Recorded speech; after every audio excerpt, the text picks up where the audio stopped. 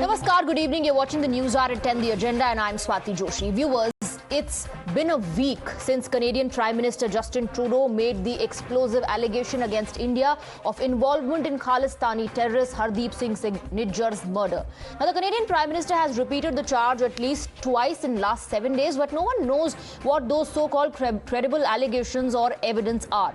And now the Canadian Defence Minister has spoken about credible evidence in this matter. Listen in. We are deeply concerned by the credible evidence that we have received and intelligence that we have been privy to that causes us to be deeply concerned. And at the same time, as a former police officer and certainly as a parliamentarian, we are concerned about the integrity of the criminal investigation.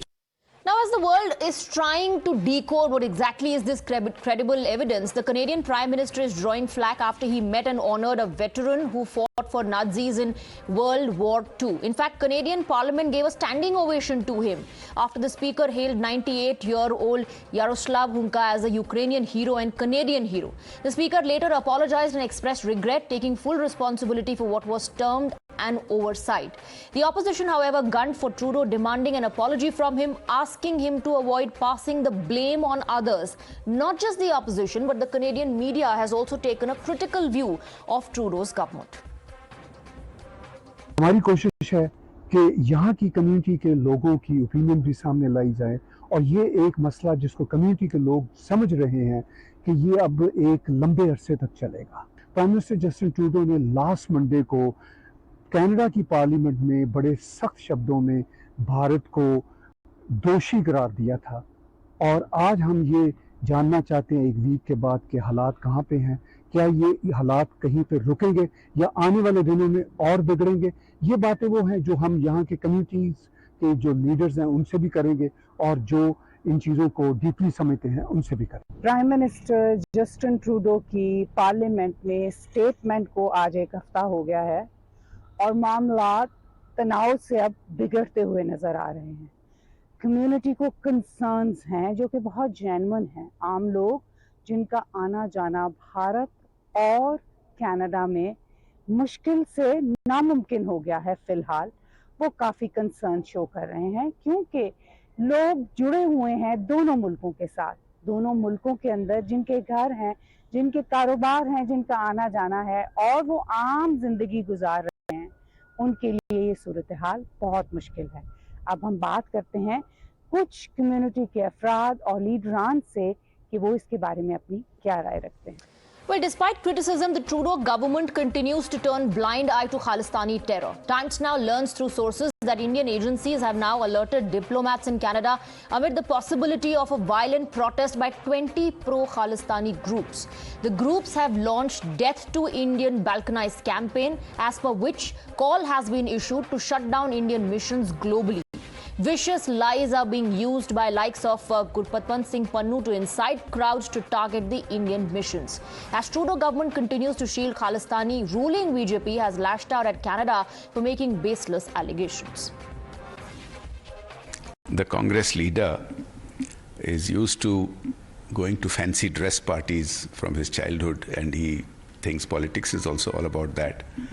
Turning up at a railway station and donning. You're watching the News Hour at 10, debate number 1 on Times Now, Super Prime Time. All right, let's just open this up and go across to the guests who are joining us on the broadcast. We have Michelle Katsuya, former CSIS intelligence officer and also former Chief Asia Pacific Unit CSIS. We have Vijay Claypool, senior correspondent of the National Telegraph, and Brahma Chellanay, strategic affairs expert. Good evening to all of you. I first want to begin with you, Mr. Katsuya. First it was said that there are credible reasons, then credible allegations, and now credible evidence. Yet there is nothing in public domain. Now, many, not just in India, but in Canada as well, many in the opposition and the media also believe that the Prime Minister of Canada going public without releasing the proof or without putting it out in the public domain was nothing but just posturing. How do you see this? I disagree with your editorial comment that earlier that it was just for show. the Prime Minister probably had credible evidence, which was substantiated, in fact, by the U.S. ambassador this past Sunday, that he had received information from an ally of the Five Eyes. I think we do not deny the fact that there is an extremist issue in Canada. We do not deny that it existed since the bombing of Air India that was in June 1985, which was in retaliation, unfortunately, for the attack of the Indian Army on the Golden Temple in 1984. And from that point, Canada have been sort of the recipient of this homeland issue between the Indian government and some Khalistan extremists. And it does exist, and we do investigate, and we do sort of maintain monitoring and action. Unfortunately, not to the satisfaction of the Indian government, and for that matter, for that reason, they have sent intelligence officer for many years covertly and inside the community to spy on the community, which we advise and we told the government privately, through diplomatic channels as well, to stop doing this, because we have a cooperation with the Indian government. We work with the Indian government. We share intelligence with the Indian government, but we are not responsible for, unfortunately, the conflict that is outside of our territory and outside of our jurisdiction. Mr. Brahma Chellanay, if Canada has credible evidence, and like Mr. Katsuya pointed out, the comment that came in from the U.S. ambassador, if U.S. has credible evidence, wouldn't countries actually release that proof, put it out in the public domain before leveling such serious allegations against India? Within Canada, the demand is growing for Trudeau to come clean and provide hard evidence to back his serious allegations against India. True. So many prominent Canadians have said in public that Trudeau has not presented an iota of evidence to back his allegations. Now, if Canada has intel intercepts of Indian diplomats chatting about the killing, they can release those intercepts because sources will not be compromised. After all, these are technical intercepts. Yet they have released no information. They have normally, when a government accuses another country of a killing, of an assassination, they release video or audio or forensic evidence, like Turkey did against Saudi Arabia for the killing of Jamal Khashoggi, or the United Arab Emirates provided that kind of evidence against Israel for killing someone in a Dubai hotel. Here, there's nothing, no evidence of any kind, and yet the same allegations have been repeated, causing a downward spiral in relations between two important democracies. As far as Canada being the recipient of this rivalry, as the previous panelist said, rivalry or tensions between India and the Khalistan movement, that really misconstrues the reality. The fact is that the Canadian CSIS, the main intelligence agency, has been willfully tolerating the activities of violence endorsing Khalistani extremists many years.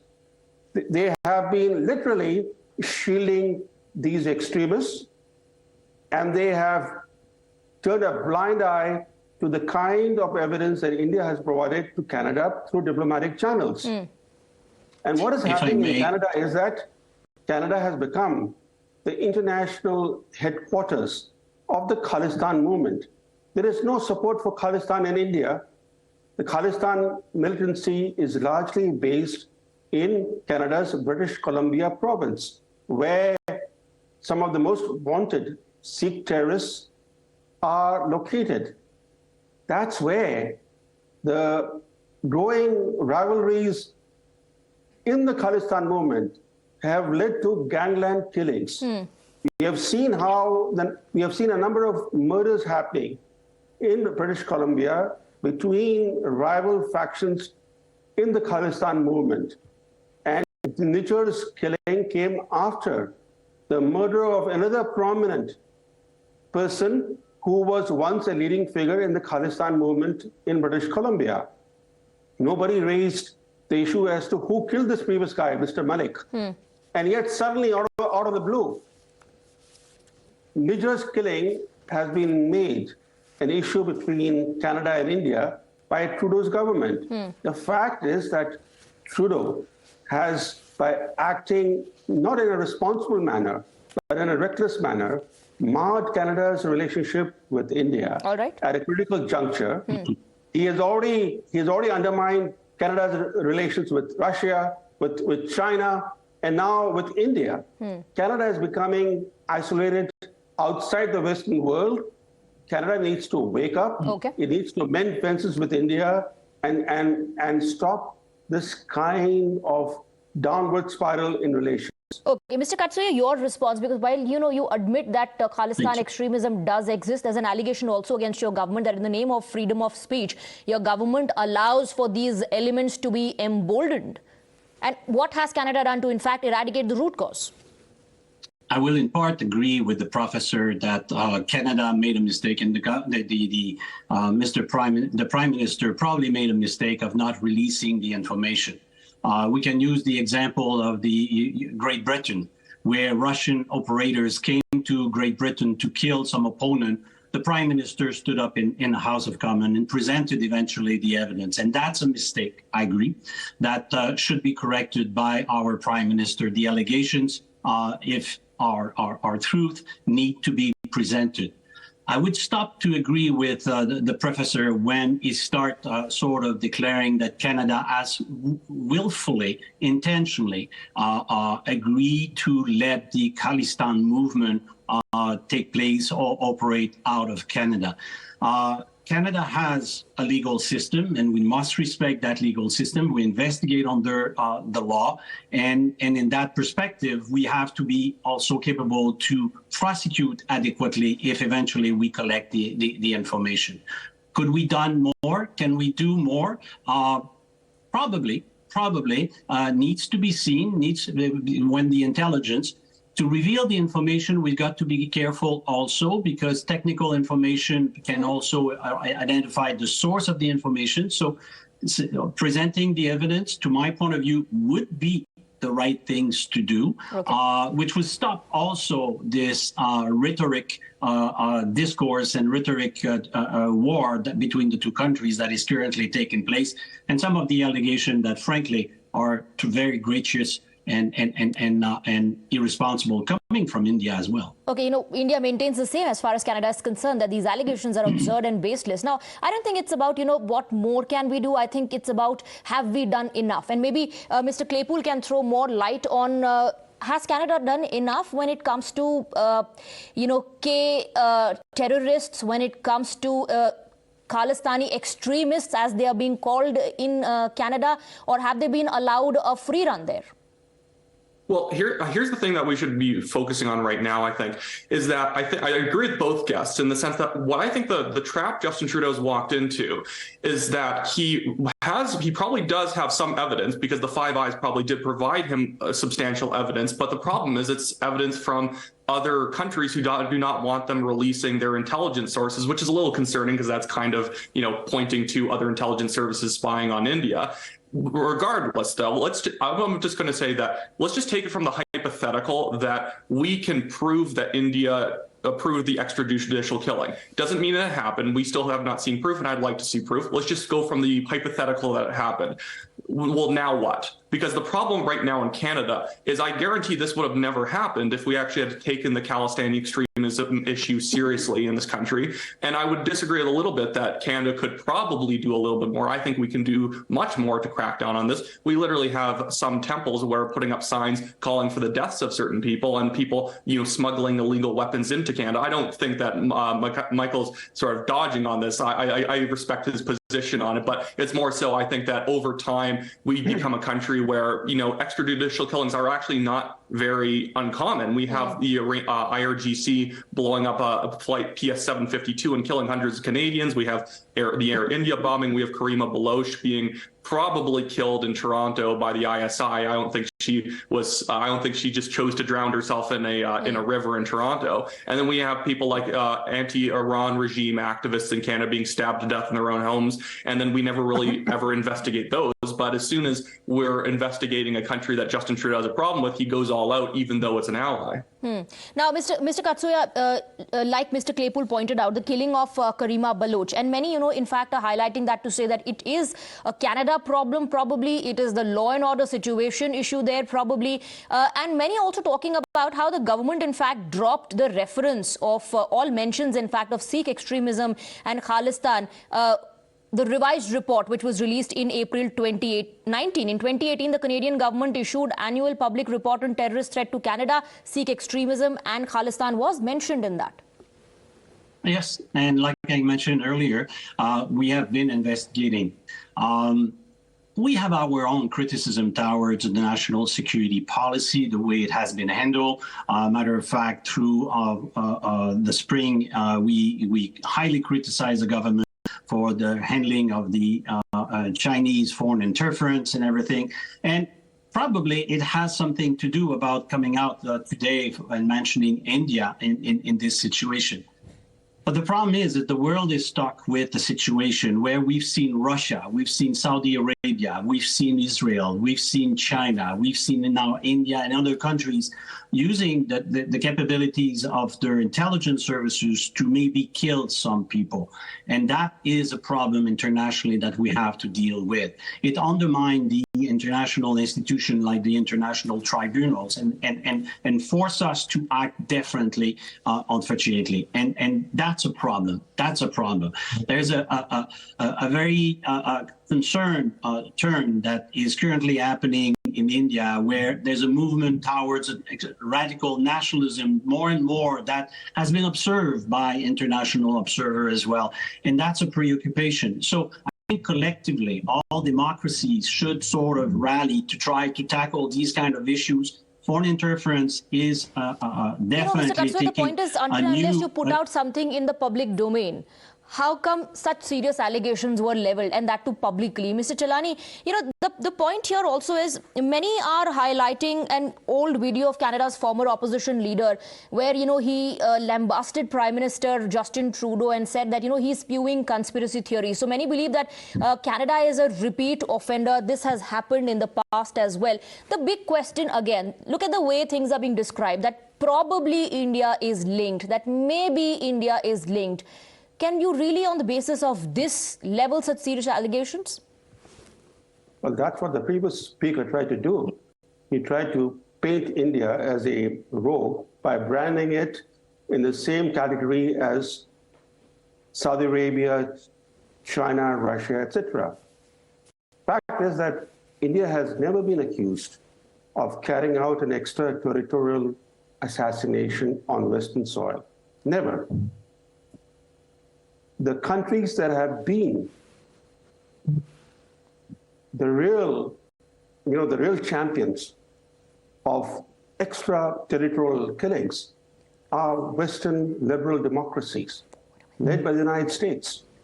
Just a year ago, when the Americans assassinated a retired 71-year-old terrorist in Kabul who was living with his grandchildren, Trudeau publicly celebrated that killing, calling it a step toward a safer world.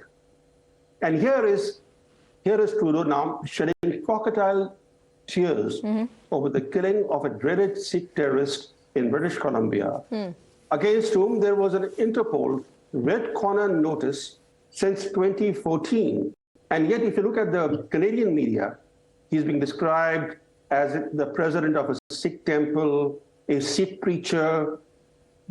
It's only in passing do they mention that the guy had an Interpol red corner notice against him for many years that is wanted for multiple acts of terrorism in India, including a cinema bombing that killed or wounded 46 people.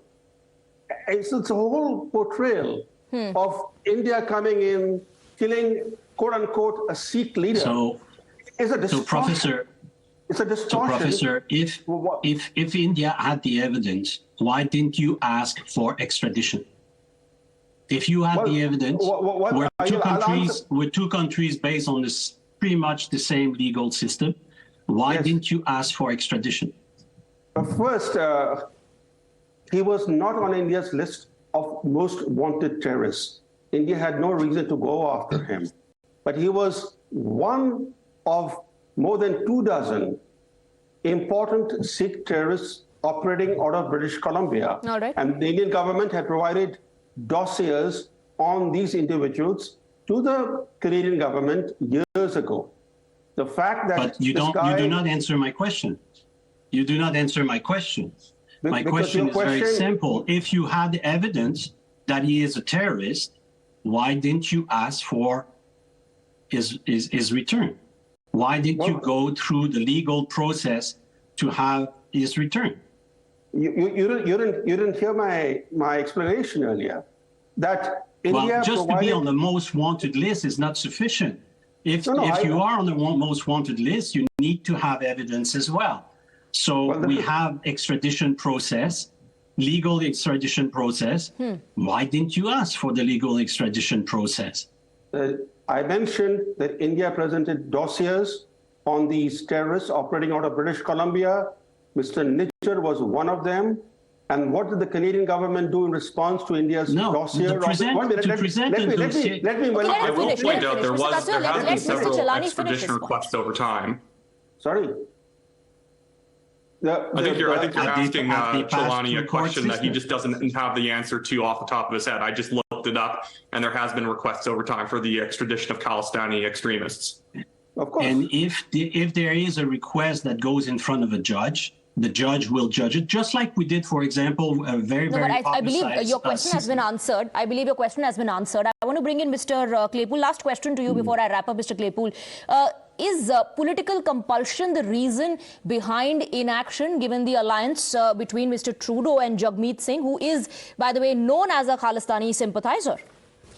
Well, I don't think it's exactly Jagmeet Singh that's specifically driving any softness on Khalistani extremism. Like there's been a long history of a lot of politicians, not just Sikh politicians who have been softer on the Khalistani movement. It's been a very long history, over 40 years, of a community where I think the Canadian government just doesn't want to go after the specific fringe elements in that community. The thing is, again, it's the biggest smear against the Sikh community has been coming from the Canadian government and media, pretending like a guy like Najjar is just a Sikh activist or a plumber, when obviously this is a little bit more than that.